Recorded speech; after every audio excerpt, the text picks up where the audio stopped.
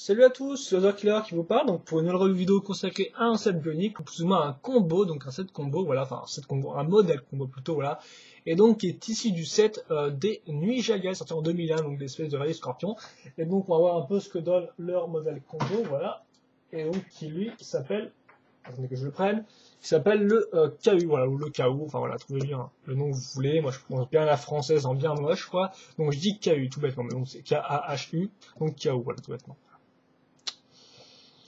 Hop là, donc un petit turnaround s'impose. Donc comme on peut voir, il est quand même assez différent d'un nuit jaga, vu qu'effectivement il s'agit d'un oiseau, plus précisément c'est un oiseau faucon d'après Biosector, voilà tout bêtement. Et donc je vais vous expliquer un peu comment ça marche. Donc vous pouvez déjà remarquer que le choix de couleur, c'est effectivement même qu'un nuit jaga, donc noir, gris foncé, du pourpre ou violet et du bleu clair, voilà, avec un peu de blanc pour les griffes de Nua. Voilà. Donc on va enlever les ailes.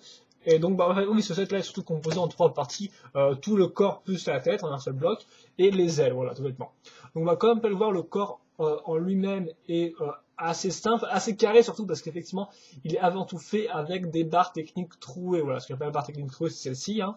Donc, elles sont toutes plus ou moins liées entre elles, effectivement, vu qu'il y a un mécanisme qui dépend de cette pièce-là, donc ici, voilà, de cette pièce-là, ici, et donc qui est liée, comme on peut voir, à cette pièce-là, et donc qui elle-même est liée à la bouche, voilà, parce qu'effectivement, le mécanisme dans ce set-là, je vous montre tout de suite, c'est vous tirez la gâchette et vous ouvrez la bouche, voilà. Et donc ça revient bien sûr en position initiale grâce aux élastiques ici. Alors c'est qu'on a aussi des élastiques à ce niveau-là, mais ça sert pas à grand chose, donc je pense que c'est plus aspect décoration, voilà, ça sert pas non plus, ça sert pas ça sert à rien, voilà, tout bêtement.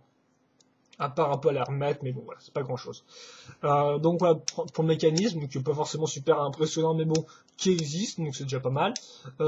Et après, c'est tout pour le corps, hein. On pourra juste noter que les yeux sont faits donc avec des pièces système, hein, comme sur les nuits Jaga.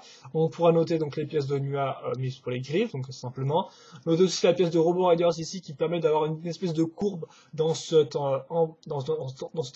enchevêtrement de pièces techniques toutes carrées, toutes droites, donc c'est plutôt pas mal. Et noter aussi les ailes un peu arrière, ici comme ça, voilà. Donc qui aussi sont faites avec des pièces techniques trouées, donc au final, ça reste très carré comme vous avez pu le voir. Parce qu'effectivement, ce qui n'est pas tellement carré, ce sont les pièces des ailes, donc que je vais vous montrer maintenant, voilà. Donc je vais juste faire un petit tour du modèle. Donc les pièces des ailes sont faites, sont comme ça, voilà. Donc elles sont pas vraiment très carrées parce que comme on peut voir, elles sont faites avec d'abord des pieds enfin des jambes de Holda, de Toa Holda, voilà. Mais après le reste assez carré, donc les mêmes pièces techniques, voilà, comme ça, mises dans ce sens-là. Mais au final, les ailes sont vraiment très réussies, je trouve, parce que elles peuvent, on va voir après qu'elles peuvent assez bien bouger, voilà. On montre aussi qu'on va les accrocher au corps grâce à cette pièce-là, tout bêtement. Donc bien sûr, les deux ailes sont identiques, elles sont symétriques, donc on va les accrocher dans ces trous-là. Là.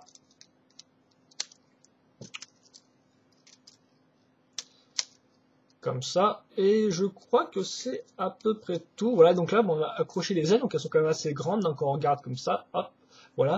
Et donc, elles sont articulées, ce qui fait que vous pouvez les mettre comme ça, par exemple, ce qui est pas mal, par exemple, pour faire genre que l'oiseau atterrit comme ça, voilà, il atterrit comme ça, hop, et après, en mode vol, vous pouvez les remettre tranquillement comme ça. Ça, c'est quand même plutôt pas mal, je dois vous avouer, et j'aime beaucoup ces ailes, personnellement. Vous pouvez bien vous amuser vous pouvez faire différentes poses avec, comme ça, par exemple, un peu plus en avant, ou un peu plus en arrière, voilà, comme ça.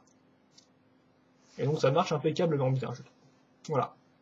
Et je pense que c'est à peu près tout pour le set en lui-même, le modèle en lui-même, vous avez à peu près tout vu, hein. Donc le mécanisme de la bouche, les pièces qui bougent un peu comme ça, idem pour les ailes qui sont vraiment sympathiques. Et donc c'est à peu près tout au niveau storyline. Les Gukko sont utilisés avant tout par la force aérienne de l'Ikoro, donc à l'époque, voilà, donc ils s'en servent pour attaquer leurs opposants, donc effectivement, Kongu s'en sert, d'ailleurs une comparaison avec les voix sans masque et Kongu s'impose. À noter aussi que à l'époque, en 2001, il y avait un jeu de cartes unique qui est sorti, donc aux États-Unis, normalement, et peut-être dans d'autres pays, et pas en France en tout cas, ça je le sais. Et donc il y avait quelques illustrations dessus dessinées, donc à un moment on voit Kopaka avec un KU, donc c'est plutôt pas mal, j'ai trouvé. Et donc effectivement, c'est vrai que normalement, si vous voulez mettre un toit là-dessus, il faudra, je pense, le mettre plus ou moins, peut-être à l'arrière ou à l'avant en fait.